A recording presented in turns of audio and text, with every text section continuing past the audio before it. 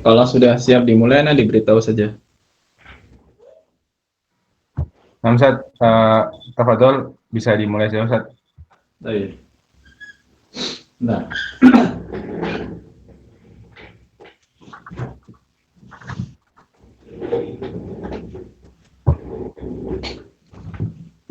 Bismillahirrahmanirrahim.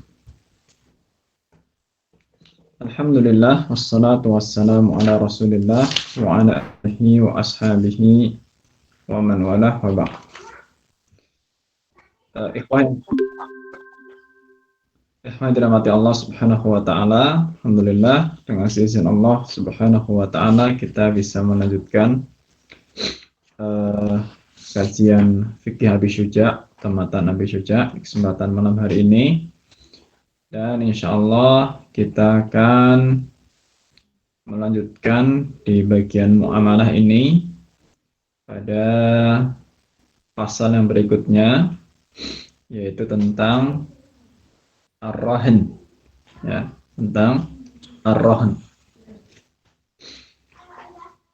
Sebutkan, jadi rahn ini adalah, kalau kita mudahnya mengatakan, sebagai gadai, ya.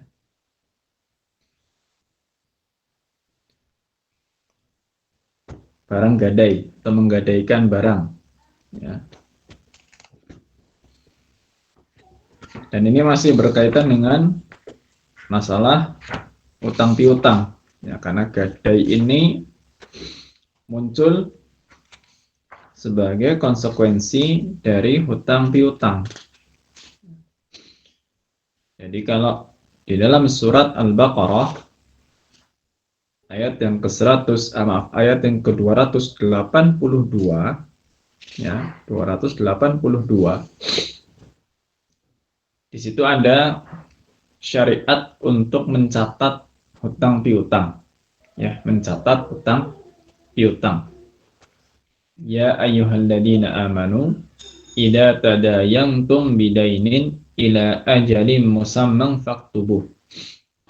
Wahai orang-orang yang beriman, jika kalian berhutang, ya, idza tadayantum, jika kalian berhutang ila ajalin musamma, sampai batas waktu tertentu, maka catatlah, ya, faktubuh, ya, catatlah. Nah, gadai ini sebetulnya muncul sebagai ganti dari pencatatan, ya, ganti dari pencatatan. di mana catatan ini sebetulnya hukumnya dalam mazhab Syafi'i hukumnya sunnah sebagai bentuk tautsik, ya. Tautsik itu sebagai bentuk kepercayaan bahwa nantinya kalau terjadi hal-hal yang tidak diinginkan, maka catatan itu bisa menjadi solusi, ya, bisa menjadi solusi saat terjadi perselisihan antara orang yang berhutang dengan orang yang memberikan pinjaman atau menghutangi. Ya, ketika berselisih tentang jumlah, berselisih tentang sudah dilunasi atau belum, berselisih tentang apakah ada hutang atau tidak, maka dengan adanya catatan itu jelas nantinya, ya, siapa yang berhutang dan siapa yang memberikan hutang. Ya, termasuk sebetulnya pengembalian hutang juga sebaiknya itu dicatat supaya tidak terjadi sengketa perselisihan di kemudian hari. Nah, kita gambarkan dulu zaman dulu, ya. Zaman dulu ini kenapa muncul gadai, ya. Gadai ini sebetulnya satu bentuk keringanan dari Allah Tabaraka wa Ta'ala. Ya, keringanan dari Allah Tabaraka wa Ta'ala. Karena di ayat yang ke-283, ya, setelah yang ayat 282 yang paling panjang itu, ya, satu halaman. Kemudian di ayat 283 Allah Subhanahu wa Ta'ala berfirman, wa in kuntum ala safari wa lam tajidu katiban farihanum maqbudah. Jika kalian dalam kondisi safar dan kalian tidak mendapati seorang penulis, maka bisa dengan gadai, ya, yang dijaminkan. Ya, jadi kalau kondisi dulu orang safar itu sulit untuk menemukan orang yang ahli menulis. Bahkan mungkin untuk menemukan alat tulisnya juga tidak mudah, ya. Sehingga masalah pencatatan itu tidak selalu ringan, tidak selalu mudah. Maka Allah Subhanahu wa Ta'ala berikan gantinya, ya. Allah Subhanahu wa Ta'ala berikan badalnya, berikan substitusinya. Apa itu? Substitusi dari pencatatan itu adalah gadai atau barang jaminan. Ya, jadi jika kalian tidak mendapati adanya pencatat, nggak ada hitam di atas putih, maka silahkan sebagai bentuk meyakinkan, ya, bahwa si penghutang ini nantinya akan mengembalikan hutangnya, ya, mengembalikan pinjamannya, maka diminta adanya gadai atau barang jaminan, ya, adanya barang jaminan. Dan gadai ini hukum asalnya boleh, ya. Jadi hukum asalnya boleh, mubah, ya, jaiz, boleh, ya, tidak ada masalah. Dan terkadang kalau memang dikhawatirkan terjadi hal-hal yang tidak diinginkan di kemudian hari, ya, maka mungkin akan lebih baik dengan gadai itu, ya. Kalau tidak maka dicatat, ya. Ketika pencatatan tidak ada maka boleh. Bahkan Nabi Shallallahu Alaihi Wasallam sebagaimana datang riwayatnya dalam hadis yang dikeluarkan oleh Imam Al Bukhari, bahwa Nabi Shallallahu Alaihi Wasallam itu wafat dalam kondisi menggadaikan baju besinya, ya, kepada seorang Yahudi, yang menggadaikan baju besinya kepada seorang Yahudi, karena beliau alaihi salatu wassalam itu berhutang, ya, yang bentuknya adalah satu sok daripada gandum. Ya, Nabi Shallallahu Alaihi Wasallam membeli satu sok gandum dari orang Yahudi, namun beliau belum membayar, maka beliau gadaikan baju besinya, bahkan sampai beliau alaihi salatu wassalam itu wafat. Ya. Ini menunjukkan bahwa gadai itu bukan sesuatu yang bermasalah, ya, bukan sesuatu yang bermasalah. Hukum asalnya mubah atau boleh, ya. Namun terkadang ikhwah sekalian, ya, karena masyarakat sudah mungkin banyak mendengar sisi-sisi negatif dari praktik gadai yang dilakukan di kantor-kantor gadai yang konvensional. Ya, sehingga sebagian orang menyangka bahwa gadai itu secara asalnya bermasalah atau gadai secara asalnya sudah haram duluan. Tidak, ya, gadai hukum asalnya boleh. Ya, hukum asalnya boleh. Gambaran sederhananya tentu antum sudah ya memahami lah ya insya Allah. Ya, misalkan kalau anak pinjam uang ya kepada salah satu di antara antum. Ya, sebutlah misalkan anak pinjam uang kepada Arman misalnya. Anak pinjam uang berapa? 1 juta rupiah misalkan. Ya. Arman karena mungkin butuh ya sesuatu yang meyakinkan bahwa nantinya anak akan mengembalikan hutang tersebut, maka mungkin beliau minta kepada anak menjaminkan sebuah barang ya. Jadi menggadaikan sebuah barang untuk dipegang oleh Arman. Misalkan ya udah nih pegang dulu PPKB motor saya nggak apa-apa.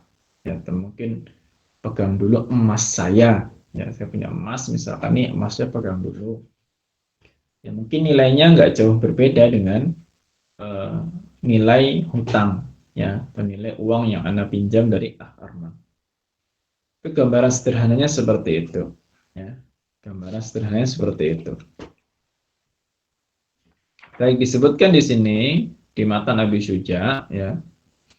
Wa kullu ma jaza bai'uhu jaza rahnuhu. Ya. Dan semua benda yang boleh untuk diperjualbelikan, maka benda itu boleh untuk digadaikan. Ya, benda yang boleh untuk diperjualbelikan, maka boleh juga untuk digadaikan.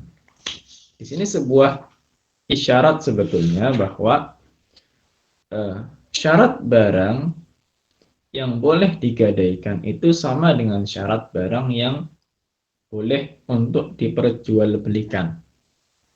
Ya. Syarat barang yang boleh digadaikan itu sama dengan syarat barang yang boleh untuk diperjualbelikan. Ya. Jadi barangnya harus suci, punya manfaat, ya. Karena sedikit mengulas ya syarat-syarat barang yang boleh untuk jual beli. Antum silahkan bisa buka kembali matan Abi Syuja pada bagian jual beli. Jadi barangnya suci, bermanfaat, ya. Jadi kita nggak menggadaikan barang rusak, ya.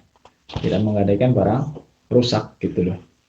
Kalau barangnya kita sudah nggak fungsi, ya kita pun mungkin sudah nggak butuh juga dengan barangnya, maka itu bukan gadai namanya. Karena ya misalkan anak tadi pinjam uang 1 juta, tapi anak gadaikan misalkan HP yang sudah error, ya, HP yang sudah rusak, ya, atau malah mungkin cuma tinggal casingnya aja, ya nggak bisa ya, seperti itu. Sesuatu yang bermanfaat. Ya. Kemudian juga dimiliki secara sempurna oleh orang yang menggadaikan. Ya, jadi anak tidak bisa menggadaikan barang milik orang lain. Ya. Jangan anak lagi pegang barang orang, kemudian barang orang anak gadaikan, nggak bisa. Orang lagi nitipkan barang kepada anak, misalkan nitipkan apa, sepeda.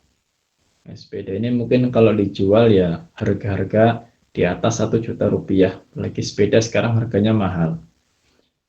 Ya, anak pinjam uang 1 juta, yang anak gadaikan sepeda titipan, maka nggak bisa. Dan itu bukan barang milik anak, itu barang milik orang lain. Jadi memang dimiliki. Ya, jadi itu kurang lebih ya. Jadi barang-barang yang boleh untuk digadaikan.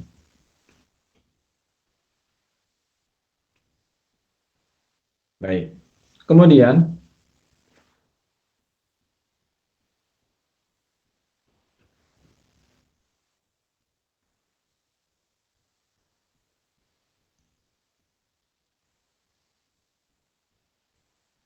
tentunya barangnya halal ya. Karena sedikit tambahkan, tentunya barangnya barang yang halal, bukan barang yang haram. Ya. Karena masuk di manfaat tadi adalah manfaat yang mubah, bukan manfaat yang haram. Ya, seperti misalkan maaf, alat musik, ya maka itu bukan barang yang layak untuk digadaikan. Ya, misalkan mohon maaf sekalian sebutkan, ya seperti alat gitar listrik, wah itu kan mahal, ya digadaikan. Tapi itu bukan manfaat yang mubah, ya bukan manfaat yang mubah, maka tidak boleh untuk jadi barang gadai. Ya, baik. Wa kullu ma jaza bai'uhu jaza rahnuhu, setiap barang yang digadaikan. Fid duyun idastaqarra thubutuha fid dhimmah. Ya, fid duyun itu dalam hutang-hutang, ya hutang piutang. Jadi dijaminkan sebagai barang jaminan dalam utang piutang ida istaqarra fi adzimah. Ya, jika hutang itu tetap, ya subutuha, ya tetap keberadaannya, ya tidak berubah, fi zimmah di dalam perjanjian, dalam tanggungan, ya di dalam perjanjian, dalam tanggungan.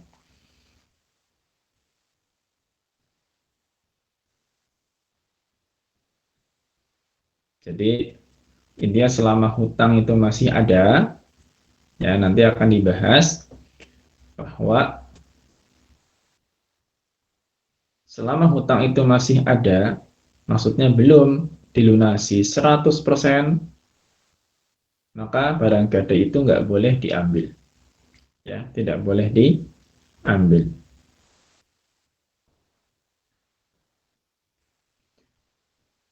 Jadi hutang yang masih istakor, ya masih tetap ada, subutuha, ya. Jadi hutangnya itu subut keberadaannya masih ada, masih belum lunas, ya, fi zimmah, masih dalam tanggungan, ya, perjanjian. Qala walirrahini ruju'u fihi malam yaqbidhul murtahin. Nah, dan bagi orang yang menggadaikan, ya, bagi orang yang menggadaikan, boleh rujuk fihi dalam barang gadai tersebut. Maksudnya rujuk apa? Rujuk itu maksudnya tidak jadi, ya, atau membatalkan gadainya, ya, membatalkan gadainya. Malam yakbidhul murtahin, selama, ya, barang tersebut, ya belum dipegang oleh penerima gadai. Ya, murtahin di sini orang yang menerima barang gadai. Jadi orang yang meminjamkan hutang kemudian dia menerima barang gadai itu disebut namanya murtahin. Sedangkan rohin itu berarti orang yang berhutang dan dia menggadaikan barang. Jadi kalau contoh awal tadi, ya antara Ana dengan Ah Arman misalkan, Ana yang berhutang, Ana yang pinjam uang kepada Ah Arman 1 juta rupiah.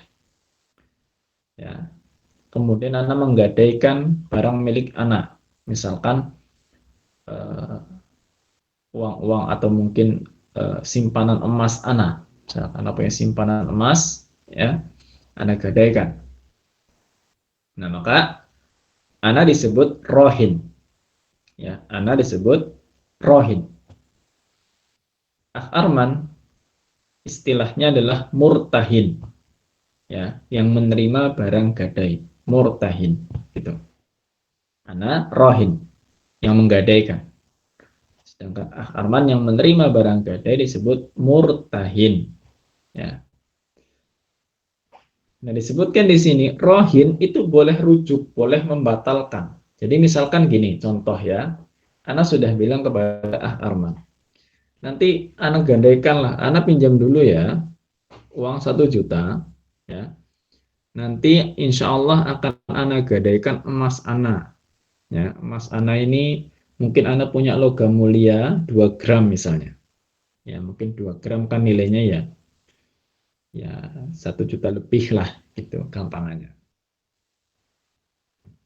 Ana nanti gadaikan logam mulia Ana, gitu. Tapi Ana kok sebelum menyerahkan emas itu, Ana berubah pikiran, ya. Mungkin Ana sudah bawa emasnya ya, sudah bawa emasnya. Misalkan, baik, Ana mau serahkan nih emasnya nih kepada Arman. Qadarullah, ya misalkan qadarullah di tengah jalan ada hal-hal yang membuat Ana berubah pikiran. Aduh, kayaknya sekarang Ana ada kebutuhan ini. Ana nggak jadilah menggadaikan emas ini, gitu. Ana batal nih, berarti Ana rujuk. Ana sudah mengatakan akan gadaikan emas tersebut dan Arman sudah setuju, tapi Ana membatalkan sepihak, ya, membatalkan sepihak.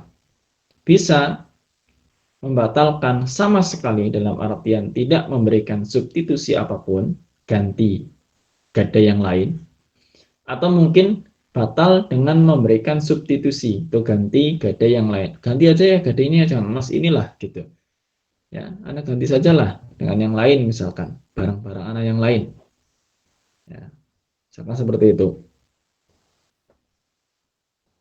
Itu boleh. Ya, secara hukum syar'i boleh. Ya, hukum syar'inya boleh. Ini kita kalau bicara hukum syar'i ya, hukum syar'i boleh. Arman tidak boleh menuntut Ana. Dalam artian memaksa, oh enggak harus itu. Ya, harus barang gada itu sesuai dengan kesepakatan kita. Kita sudah sepakat dari awal menggadaikan emasnya logam mulianya 2 gram. Saya nggak mau yang lain, misalkan. Nah, anak selaku rohin itu tidak bisa dituntut. Ya, tidak bisa dituntut, karena itu hak anak untuk membatalkan atau mungkin untuk mengganti. Ya. Kepentingan Arman itu adalah mendapatkan kepercayaan. Ya.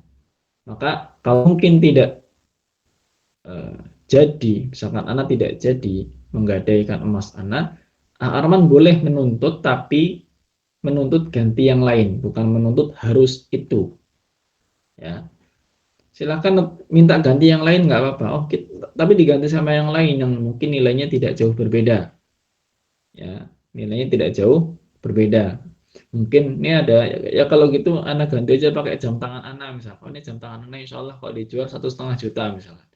Kita pegang dulu aja ini digadaikan, ya dijaminkan dipegang sama Arman misalkan. Nggak apa-apa. Ya, jadi selama barang gadai itu belum diserahkan betul dan belum dipegang, belum dikuasai oleh murtahin, maka selaku rohin itu masih boleh mundur. Ya, atau mungkin ganti dengan catat. Kita nggak usah pakai gadai ya, kita pakai catat aja. Ya, kita pakai catat, pakai saksi 2 orang laki-laki misalkan. Nah, itu lebih baik. Ya, seperti itu. Dan mafhumnya di sini, mafhumnya bahwa rohin, orang yang menggadaikan, tidak boleh menarik kembali barang gadainya jika barang gadai itu sudah di tangan murtahin. Ya. Misalkan emas yang 2 gram tadi logam mulia yang Anda jadikan gadai sudah Anda serahkan kepada Arman, sudah dipegang betul, disimpan. Anda nggak boleh, satu sudah nggak boleh mengatakan, Anda minta lagi aja lah itu logam mulianya yang 2 gram, Anda batalkan ya gadainya. Anda sudah tidak punya hak untuk itu. Ya, sudah tidak punya hak untuk itu. Meskipun kalau seandainya Arman berbaik hati untuk mengembalikan barang gadainya, maka itu hak beliau. Ya, boleh-boleh saja kalau dengan demikian ya silahkan kembalikan. Tapi kalau misalkan Arman selaku murtahin itu tidak mau menyerahkan barang gadai yang tadi berupa emas logam mulia 2 gram misalkan, maka itu hak dia. Ya, oh nggak bisa Ustaz, ini udah anak pegang. Ya, Ustaz sudah nggak bisa lagi mengambil emas ini sampai Ustadz lunasi 1 juta yang Ustadz pinjam dari anak. Itu hak, ya, nggak ada masalah. Ya, itu hak seorang murtahin untuk menahan barang gadainya. Ya, menahan barang gadai dari seorang rohin. Ya.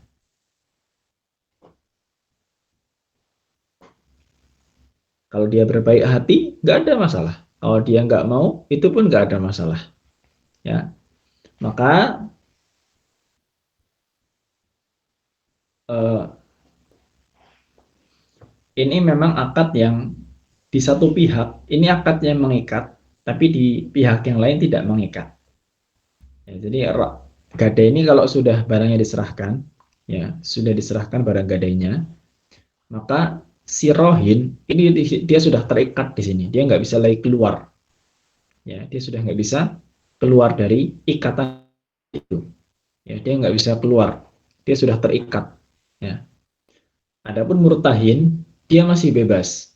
Dia mau kembalikan barang gadainya boleh, atau nggak kembalikan itu hak dia. Dia bebas. Ya, jadi terikat di satu pihak, tapi bebas di pihak yang lain. Terikat pada pihak rohin, namun bebas di pihak murtahin.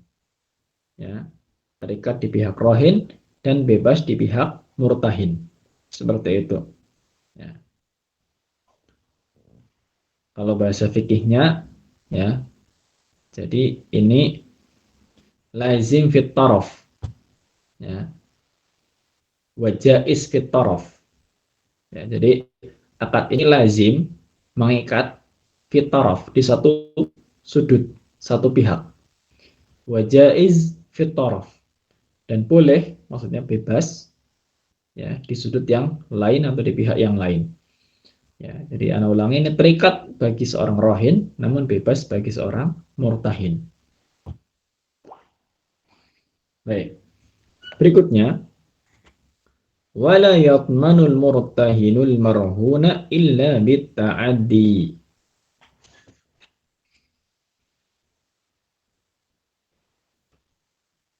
Dan seorang murtahin la yatman, tidak menanggung, ya, ya, tidak menanggung kerusakan misalkan atau apa hilang gitu.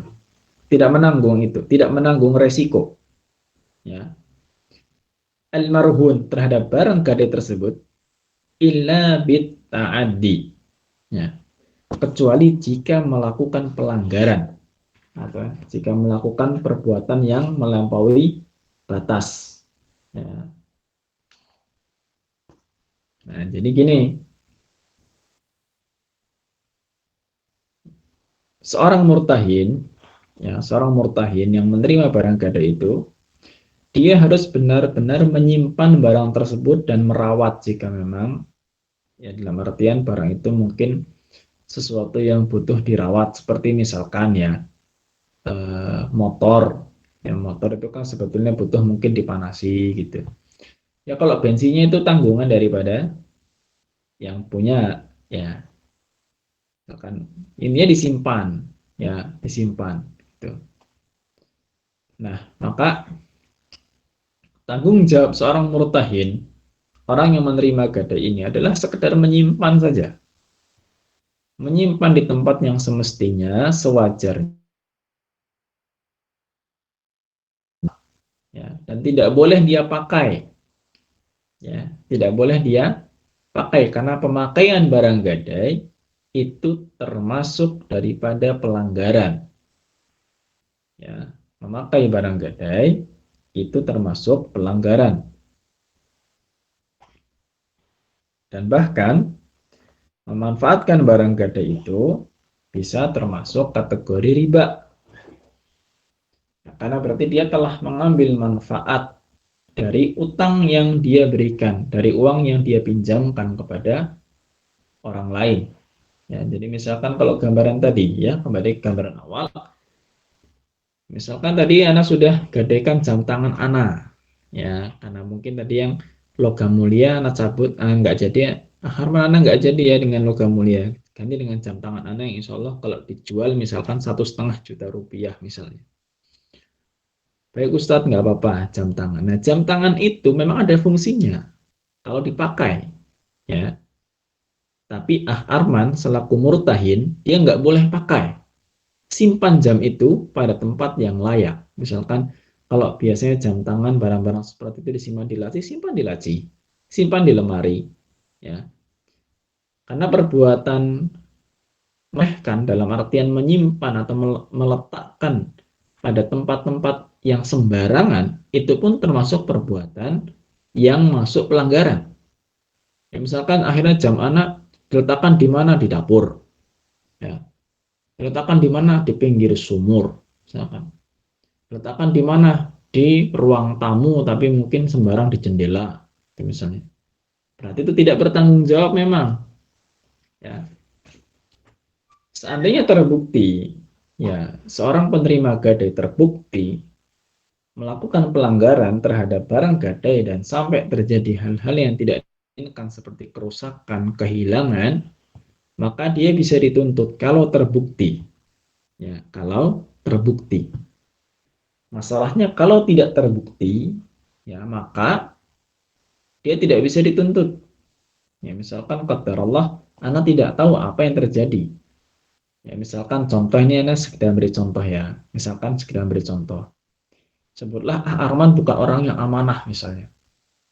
Dia pakai jam itu, ya kemana-mana dia pakai gitu sampai kata Allah terjadi misalkan suatu ketika jam itu jatuh, pecah kacanya, rusak apa gerigi-gerigi dalamnya karena jatuhnya parah misalkan. Ketika ditanyakan mana jam tangannya, mengatakan rusak-rusaknya kenapa? Oh ini kemarin anak simpan di lemari, ya kemudian anak tidak sengaja ketika apa-apa jatuh jam itu. Nggak ngaku padahal jatuhnya karena dipakai. Anak nggak bisa buktikan, anak tidak bisa menuntut, anak tidak bisa membuktikan. Hukum asalnya seorang murtahin itu orang yang dipercaya, ya. Kecuali kalau terbukti, ya ada saksi-saksi mengatakan, oh ini kemarin dipakai sama dia, kemudian jatuh, kemudian begini, sampai rusak. Nah itu baru bisa anak tuntut. Ya, tapi kalau nggak ada bukti, nanti tidak bisa menuntut. Apalagi kalau memang murni kerusakan ataupun kehilangan itu terjadi karena musibah. Ya, karena musibah. Qadarullah jam tangan anak yang anak gadaikan kepada Arman sudah disimpan di lemari. Dengan begitu baiknya lemari pun dikunci misalkan. Ternyata qadarullah misalkan rumahnya kecurian, dicongkel lemarinya sampai hilang semua barangnya termasuk jam tangan anak hilang. Nah, ini di luar tanggung jawab Arman selaku murtahin. Ya, selaku pemegang gada itu sudah di luar tanggung jawab karena sudah berusaha menyimpan sebaik mungkin tapi ternyata Allah takdirkan terjadi kecurian. Atau misalkan qadar Allah terjadi musibah, apa musibahnya? Maaf, sekedar contoh, rumahnya kebakaran. Misalnya, ya, kebakaran kemudian rusak semua barang termasuk jam tangan yang anak gadai.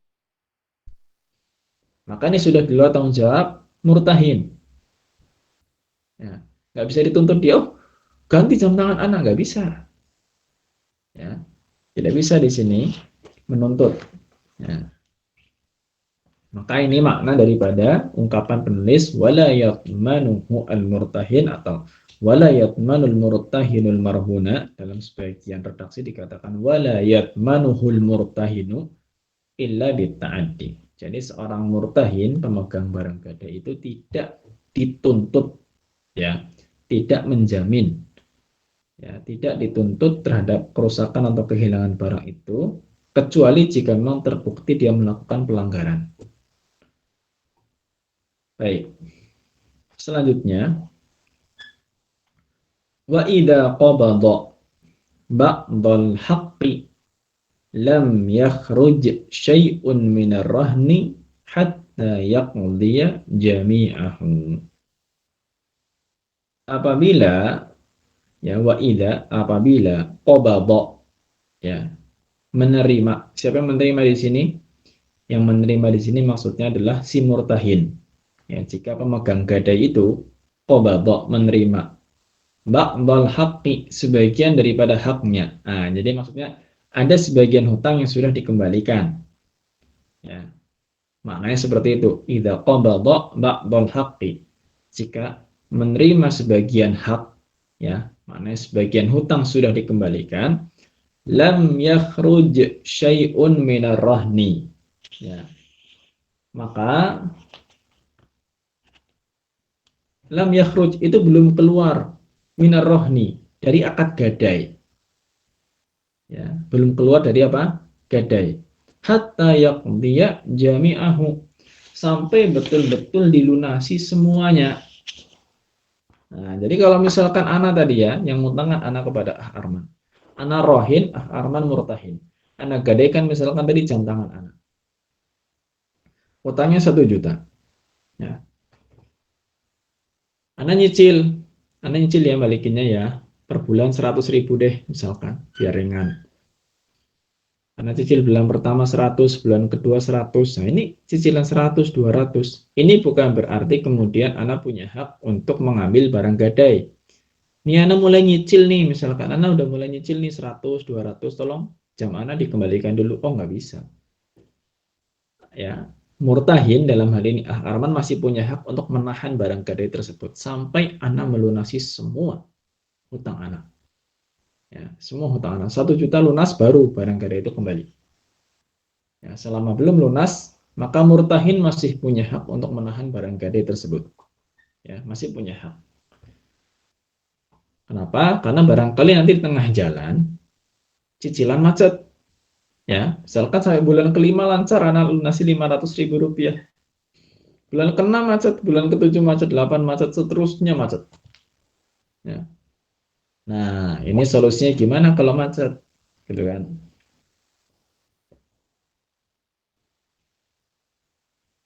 Kalau macet, ya, maka silahkan membuat kesepakatan. Ya, buatlah kesepakatan. Apakah mungkin si rohin selaku dia penghutang ya yang meminjam uang, apakah dia masih mau menyanggupi untuk melunasi dalam artian dikasih tenggang yang lebih lama, ya, dan memang ini kasusnya kembali kepada hutang piutang ya. Kalau orang yang meminjamkan uang, ya, orang yang meminjamkan uang itu memang harus siap memberikan tenggang waktu lebih lama jika memang si penghutang itu tidak mampu untuk mengembalikannya. Sebagaimana Allah Subhanahu wa taala berfirman, wa in kana dzu usratin fanadhiratun ila maisarah. Ya, jika ternyata ya penghutang itu adalah dzu usrah, orang yang sulit, ya. Wa in kana dzu usratin fanadhiratun ila maisarah. Ya, maka ditunggu sampai maisarah, ya, sampai dia mudah kembali, sampai dia ringan untuk mengembalikan. Ya, sebagaimana ini firman Allah dalam surat Al-Baqarah ayat 280. Kewajiban bagi seorang pemberi hutang itu memberikan tenggang waktu lebih lama ketika si penghutang itu tidak mampu membayar dalam tempo yang sudah ditentukan. Dia nggak boleh ngasih denda-denda macam-macam. Dan tidak boleh di sini ada istilahnya menguasai aset. Ya, ini yang menjadi problem kan di sini.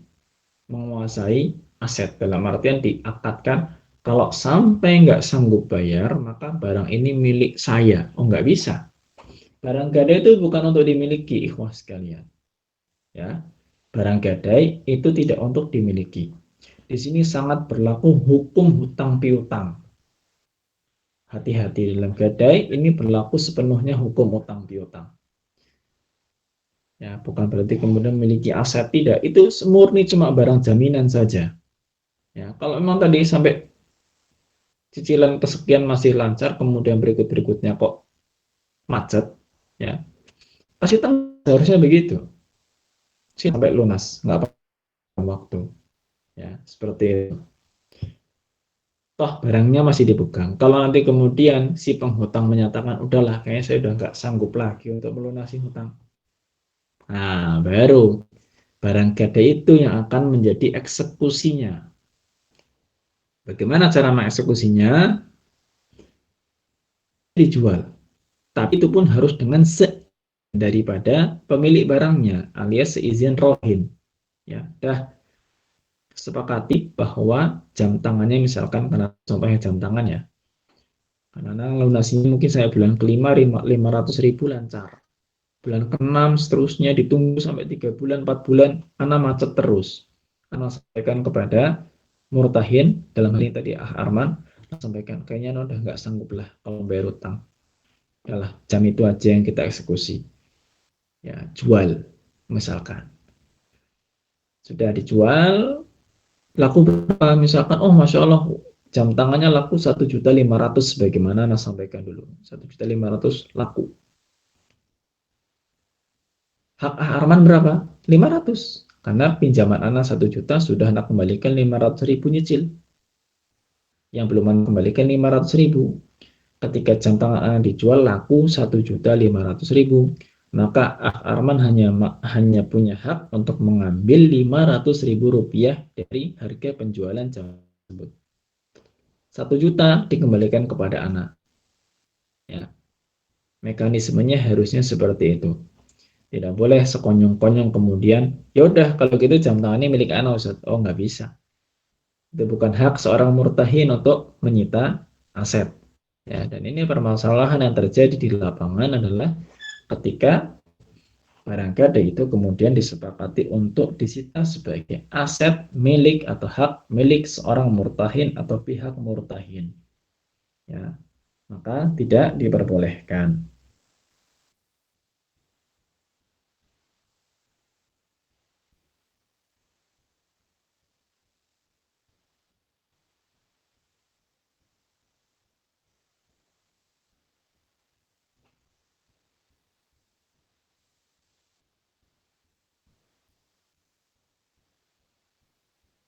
Dan penjualan barang tersebut sekali lagi ya harus dengan seizin rohin.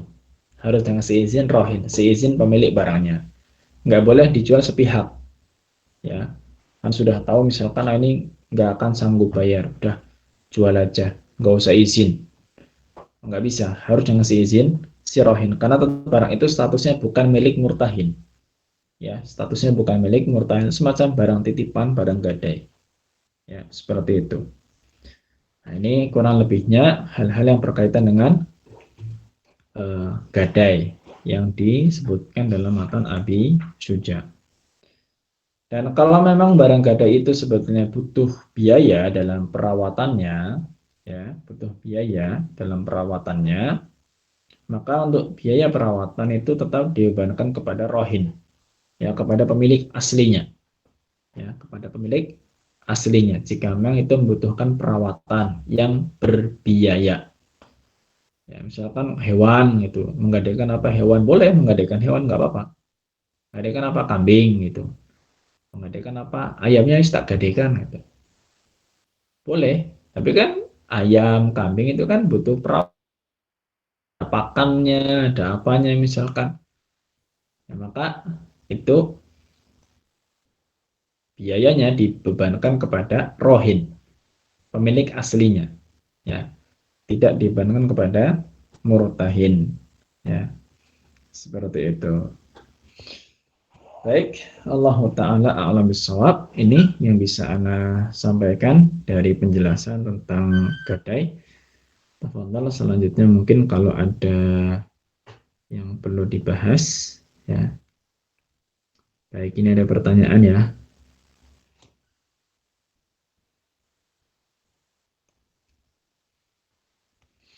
Dari Abidin Syah. Bismillah. Afwan Ustadz, Ana pernah ngobrol dengan pelaku gadai. Ternyata dalam gadai tersebut terdapat bunga, dan si pelaku gadai memahami itu bukan riba, karena diawali dengan akad yang sama-sama ridho. Karena beliau berpemahaman kalau dalam utang piutang bunga tidak masalah kalau sama-sama ridho. Bagaimana cara menasehatinya Ustadz? Subhanallah. Ya, sama-sama ridho jadi halal, ya. Insya Allah orang-orang yang Ya, ini Anda tidak tahu karena mengkhususkan masalah utang piutang, ya, mengkhususkan masalah utang piutang. Sebetulnya tinggal ditanya saja, dasar pemahaman itu apa? Ya, dasar pemahaman sama-sama ridho itu apa? Ya, dasar pemahaman sama-sama ridho itu apa? Dari mana sama-sama ridho kemudian merubah hukum yang halal menjadi yang haram menjadi halal? Gitu.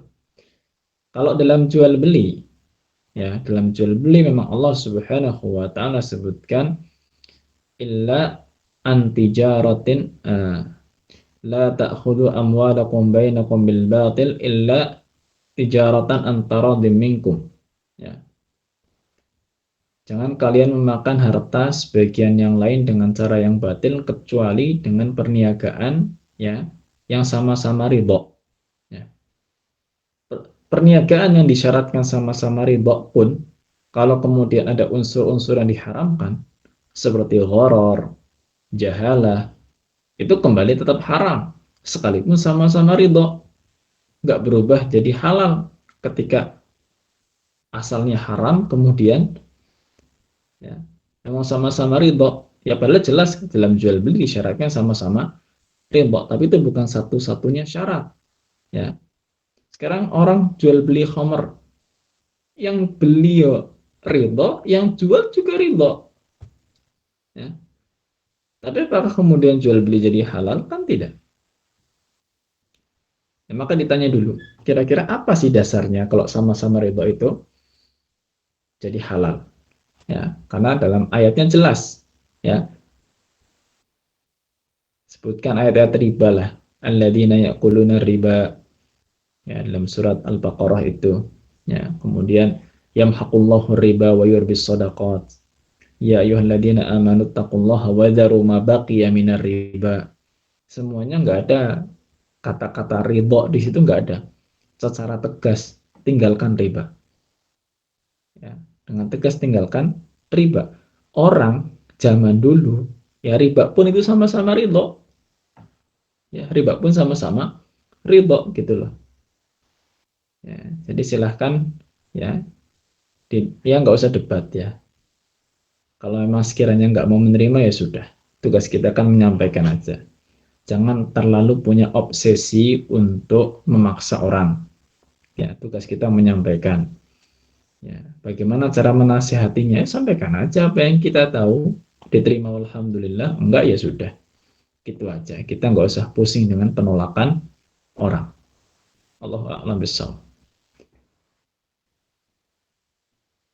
Apakah ada syarat-syarat orang yang melakukan transaksi gadai? Pada dasarnya syarat orang yang melakukan transaksi gadai ya itu umum, ya bahwa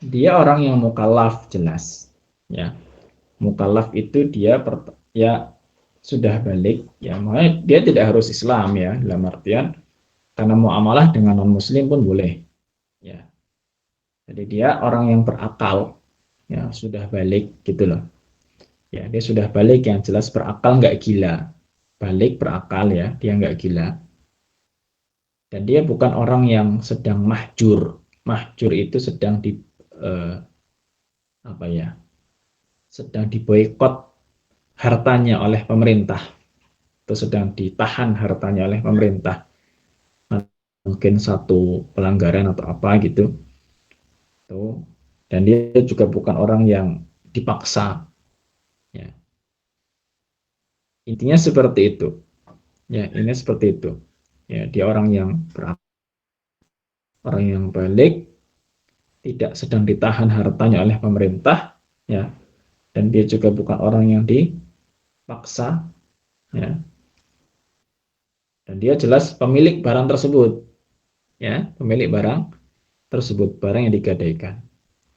Jadi itu untuk orang yang menjadi rohin maupun sebagai murtahin juga, dia termasuk orang yang berakal, orang yang dewasa, ya kemudian memang dibebaskan untuk melakukan muamalah, ya tidak sedang dipaksa juga untuk rohan atau untuk gadai tersebut.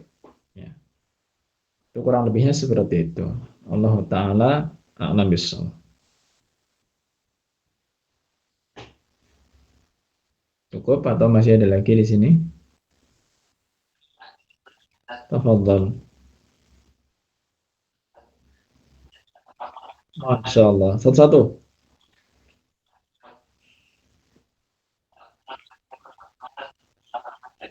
Ya,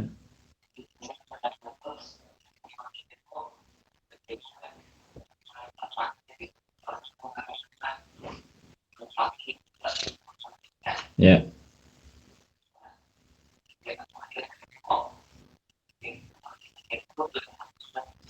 ya,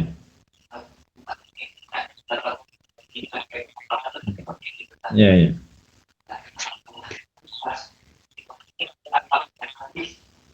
Hmm, ya. Hmm. Iya. Baik, untuk yang ini nggak ada masalah, ya, karena itu tambahan itu bukan tambahan yang dipersyaratkan dari awal, maka nggak apa-apa. Ya, sebagaimana Nabi Shallallahu Alaihi Wasallam bersabda, sebaik-baik kalian adalah yang paling baik dalam menunaikan. Jadi kalau misalkan kita berhutang pun, kemudian kita mengembalikannya berlebih, dan kelebihan itu bukan karena sebuah akad yang disepakati sebelumnya, nggak apa-apa. Itu kebaikan dari kita murni. Ya, jadi di sini karena tidak ada akad saja, maka itu menjadi halal. Tapi kalau tambahan itu diakadkan dari awal, maka jadi tidak boleh. Allahu a'lam bishawab. Lanjut.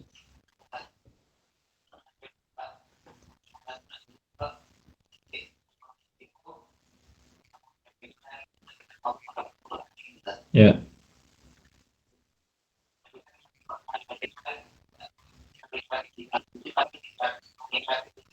ya,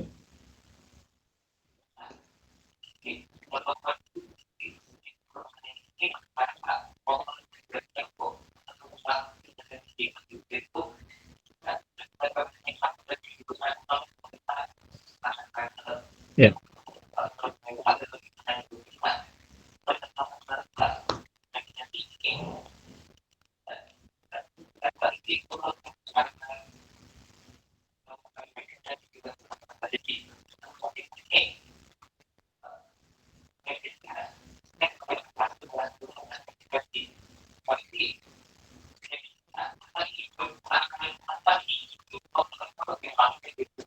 ya. Itu lebih dekat kepada riba. Karena dia pinjam motor itu sebagai konsekuensi daripada hutang yang dia pinjamkan. Ya, maksudnya eh, dia semacam ada hilah di sini sebetulnya. Bisa kita katakan ada hilah. Hilah itu ada semacam siasat untuk menghindari riba, namun pada hakikatnya hilah itu nggak ada gunanya, gitu. Ya karena ujung-ujungnya pun akan sama di sini. Dia mendapatkan sebuah manfaat, ya, dari hutang yang dia atau dari hutang yang dia berikan, gitu. Maka masuk ke dalam kaidah kullu qardin jarra naf'an fahuwa riba. Setiap pinjaman yang menghasilkan manfaat bagi yang menghutangi atau bagi yang meminjamkan, maka itu masuk ke dalam kategori riba, ya. Karena di sini mau tidak mau motor itu menjadi sebuah ikatan di sini dalam masalah utang piutang tersebut, ya, dalam masalah utang piutang tersebut. Misalkan namanya udah nih motornya anak balikin, baik, sampai di sini nggak ada masalah, ya, sampai sini nggak ada masalah. Tapi kemudian dia meminjam motor tersebut. Kenapa dia pinjamnya kepada si Rohin? Ya, karena dia merasa ada ikatan antara dia, si Murtahin, dengan si Rohin dalam masalah utang piutang. Dia berani untuk meminjam motor itu karena dia merasa bahwa si Rohin berhak untuk memberikan jasa semacam pinjaman motor, ya, disebabkan karena jasa Murtahin sudah memberikan pinjaman uang. Ya. Nah, ini seperti ini, ya. Ini Allah a'lam bishawab akan lebih dekat kepada riba karena memang dari awalnya sudah menggunakan siasat untuk menghindari riba. Ya. Dan dalam kaidah fikih disebutkan al-wasail laha ahkamul maqasid.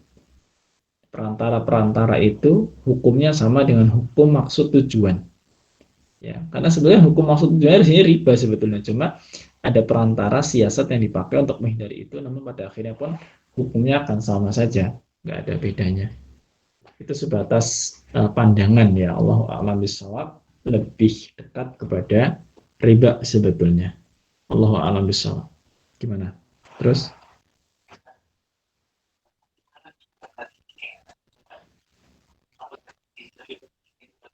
Ya.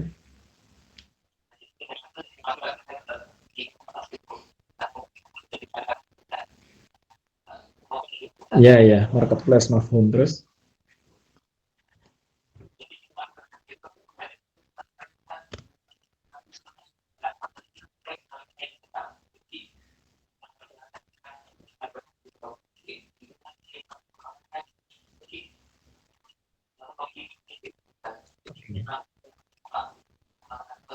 Customer. Ya, ya. Ya, terus.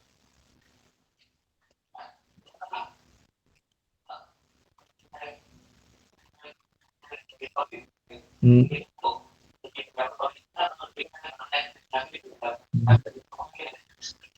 Baik.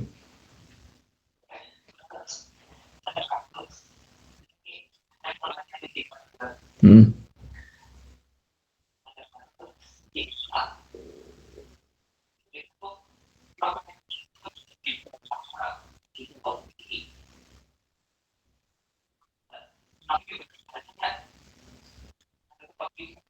Ya, ya, terus.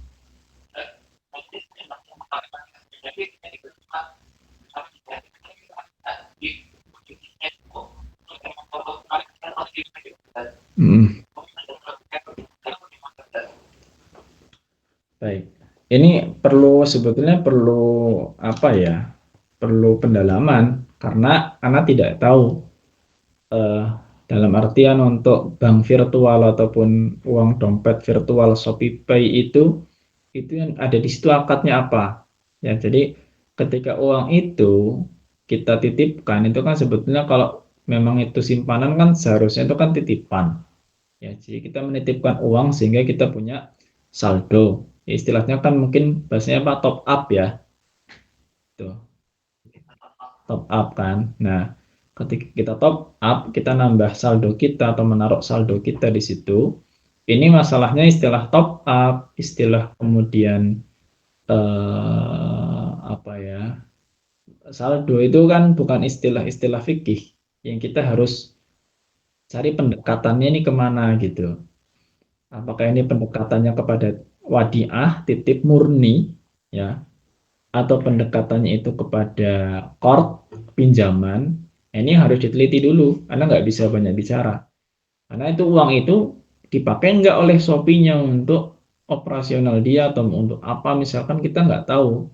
Jadi kalau antum bisa mendalami itu, antum jelaskan detail uang itu oleh Shopee diapakan, apakah murni disimpan, diendapkan tanpa ada pengelolaan apapun, ya, atau mungkin ada pengelolaannya di situ, diinvestkan misalkan kemana atau apa, berarti di sini ada akad lain selain wadiah, gitu.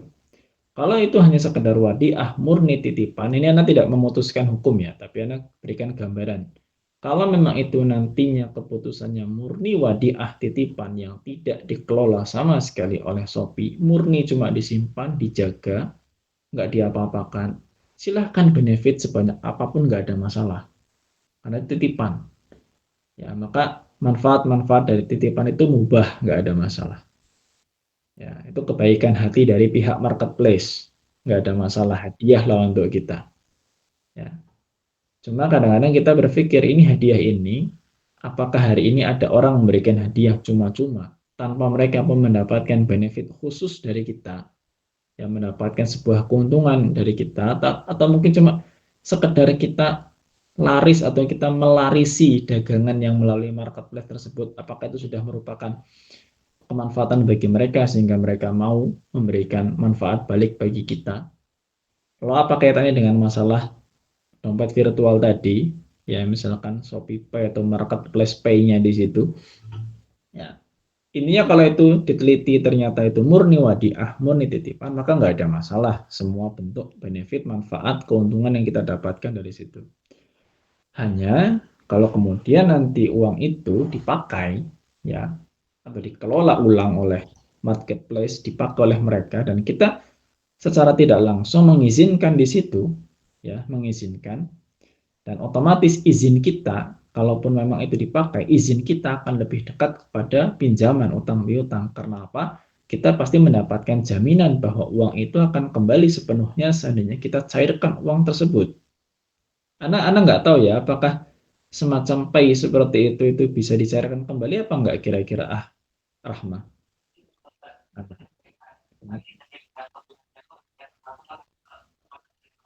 Seandainya kita ingin mencairkannya 100% bisa, bisa ya. Nah, berarti itu semacam jaminan bahwa jaminan uang kita akan kembali. Ya, seandainya uang itu kemudian dikelola oleh Shopee Pay untuk apa aktivitas mereka, maka ini lebih dekat kepada pinjaman. Ya, kalau itu nanti ternyata pinjaman atau qard atau dain, ya hutang, maka mau tidak mau semua bentuk benefit ataupun manfaat yang kita terima dari simpanan itu jadi riba. Ya, itu kan nggak jauh beda dengan pay-pay yang lain gitu ya. Yang dompet-dompet virtual yang lain seperti itu. Kenapa pendekatannya kepada riba? Karena setelah diteliti ternyata uang itu bukan uang, istilah kita bukan uang titipan murni di situ, bukan uang yang diendapkan, tapi uang itu memang dimanfaatkan. Tapi mereka memberikan jaminan. Nah, izin kita kepada mereka untuk memanfaatkan uang tersebut dengan mereka menjaminkan uang itu bisa kembali 100% itu pinjaman. Ya, karena kalau misalkan itu semacam mudorobah, ya misalkan kita izinkan mereka untuk mengelola uang tersebut punya keuntungan dari situ silahkan. Kalau misalkan itu mudorobah bagi hasil, kita nggak boleh minta jaminan uang itu bisa kembali 100%. Karena untung kita dapat, rugi pun harus kita dapat juga kalau seandainya mereka rugi. Ya, tapi kan kita nggak mau seperti itu. Ya, jadi kembali ini kemungkinannya dua, ya minimal kemungkinannya dua. Kalau memang itu wadiah, maka silahkan. Ya titipan murni nggak ada masalah. Tapi kalau memang itu ternyata lebih dekat kepada hutang piutang, maka benefitnya bermasalah. Allahu a'lam bishawab. Ada lanjutan. Ada lanjutannya? Ya, tafadhol. Ya.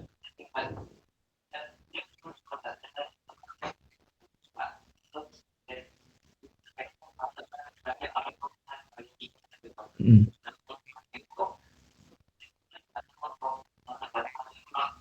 Ya.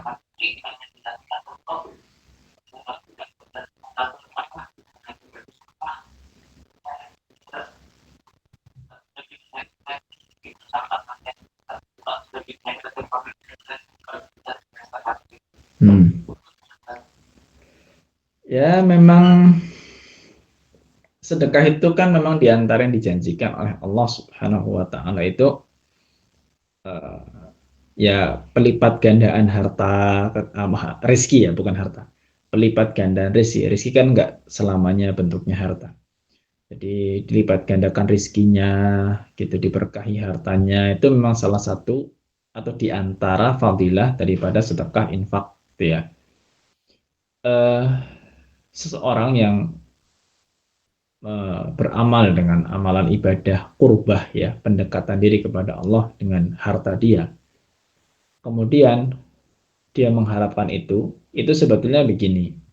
Kalau ternyata ya ternyata yang mendominasi niat dia adalah dunianya, ya yang mendominasi niat dia adalah dunianya, maka ini sebetulnya perkara yang dicela. Ya, meskipun kalau kita katakan dosa, Anda tidak berani, tapi ini sesuatu yang dicela. Ya, kurang baik lah gitu. Ya, tapi kan dia mengharapkan keberkahan dari siapa sih? Dari Allah gitu kan. Dia mengharapkan tambahan rezeki dari siapa sih? Dari Allah, bukan dari orang lain. Jadi sebetulnya dia pun mengharapkan fadilah itu tetap dari Allah Subhanahu wa taala. Cuma kok yang diutamakan kenapa urusan dunia yang diminta? Ya. Ya, kita nggak bisa mengatakan dosa, tapi kurang afdol. Kalau ternyata niatan duniawinya lebih dominan. Tapi kalau ternyata niatan ukhrawinya, dalam artian dia ingin sedekah, ya, dengan harapan apa? Uang itu yang dia sedekahkan adalah simpanan di akhirat nanti. Ya, simpanan dia di akhirat nanti diterima oleh Allah Subhanahu wa taala. Ya, masalah harta ditambah tidak, rizki ditambah tidak, berkahnya serahkan kepada Allah Subhanahu wa taala, seperti apa Allah berikan tambahan bagi dia. Ya, maka ini lebih baik. Ya, dan ini akan dilihat nanti bagaimana sikap dia terhadap rizki yang Allah berikan. Ya, kalau ternyata uh, dia berusaha menanti-nanti tambahan-tambahannya terus, ya ini berarti indikasi bahwa dunianya lebih mendominasi. Tapi kalau ternyata dia tidak memikirkan masalah tambahannya, tidak memikirkan masalah pelipat gandaannya, ya, maka ini insya Allah menandakan akhiratnya lebih mendominasi. Jadi ini bukan masalah boleh atau tidak boleh, ya, tapi ini masalah mana yang lebih utama dan mana yang kurang utama. Tinggal mana yang lebih mendominasi niatnya. Lain halnya kalau memang sedekah itu murni 100% karena dunia, ya, murni 100% karena dunia. Contohnya apa? Ya ria, supaya dipandang ini, dipandang itu. Ini murni dunia, maka ini dosa jelas. Ya, tapi kalau hanya masalah tadi supaya mendapatkan janji-janji Allah, ya, itu tinggal masalah mana yang lebih dominan, niat duniawinya atau niat ukhrawinya.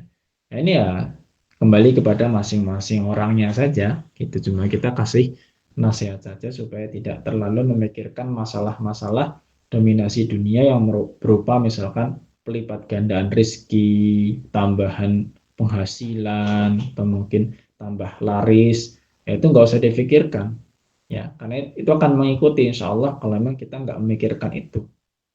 Ya, itu demikian. Allahu a'lam bishawab. Baik, sudah cukup mungkin atau masih ada lagi? Kayaknya sudah cukup ya. Baik, dengan demikian berarti kita sudah merampungkan pembahasan masalah gadai.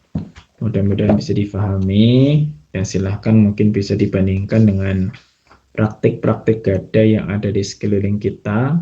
Anak sendiri pun sebetulnya tidak terlalu banyak tahu, meskipun yang sampai kepada anak permasalahan gadai di luar sana memang tidak sesuai dengan praktek yang syar'i, ya. Bahkan tadi disebutkan di antara yang bertanya, Abidin Syah ini ternyata memang ada bunga dalam utang piutangnya, dan dengan dalih bahwa itu sama-sama ridho, kemudian dipandang sebagai halal. Silahkan masing-masing bertanggung jawab dengan keyakinannya. Kita meringankan hisab kita di hadapan Allah Subhanahu wa taala. Semoga senantiasa diberi petunjuk kepada jalan yang Allah ridhoi. Kurang lebihnya mohon maaf, semoga bermanfaat. Wassallallahu ala nabiyyina Muhammad wa ala alihi wa sahbihi wa baraka wa sallam. Wa akhiru da'wana alhamdulillahi rabbil alamin. Subhanakallahumma wa bihamdika asyhadu an la ilaha illa anta astaghfiruka wa atubu ilaik. Billahi taufik wal hidayah. Assalamualaikum warahmatullahi wabarakatuh.